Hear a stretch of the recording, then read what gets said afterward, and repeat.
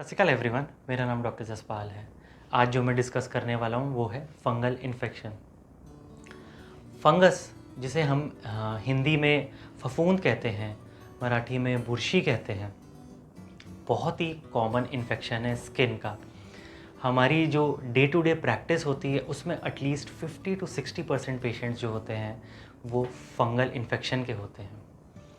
जैसे कि हमारी गीली दीवार हो गई या गीली ब्रेड या खाने के कोई सामान होता है, जब उसमें नमी आ जाती है तो उसमें फंगस ग्रो हो जाता है। उसी तरह हमारे शरीर में फंगल इन्फेक्शन आता है। फंगल इन्फेक्शन सर से लेकर पैर तक किसी भी एरिया में आ सकता है, इवन नाखून या बालों में भी आ सकता है। इससे बचने के कुछ उपाय हैं।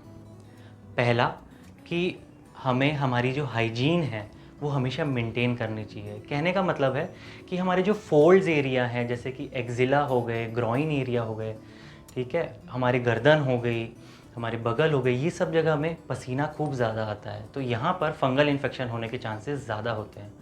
तो कम से कम दिन में 2 बार ज़रूर नहाएं, खासकर कि गर्मियों में जब पसीना खूब ज़्यादा आता है।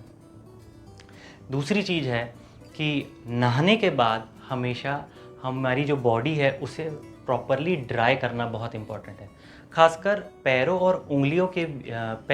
की उंगलियां और हाथ की उंगलियों के बीच का जो एरिया है वहाँ पर हमेशा मॉइस्चर रह जाता है, उसे ज़रूर ड्राई करना है। तीसरी चीज़ है, ड्राई करने के बाद हमेशा टैल्कम पाउडर ज़रूर लगाएं इस एरिया पे, ताकि जो हमारा एरिया है वो ड्राई रहे। कहने का मतलब ऑल इन ऑल बॉडी अगर ड्राई रहती है तो फंगस नहीं आता। चौथी चीज़ होती है कि जब भी कभी हमें फंगल इन्फेक्शन आए कि हमें टाइट फिटिंग कपड़े और ये सब चीज़ें अवॉइड करना है। खास करके जो जीन्स होती है, टाइट फिटिंग क्लॉथ्स होते हैं जो अपन पहनते हैं, उसे अवॉइड करना चाहिए, खासकर समर्स में। फिर आता है हमारा ओवर द काउंटर जो हम प्रोडक्ट्स यूज़ कर लेते हैं। कुछ क्रीम्स होते हैं, ज़्यादातर जो हम ये creams over the counter use कर लेते हैं कि कुछ नहीं, ये क्रीम यूज़ करेंगे तो ठीक हो जाएगा।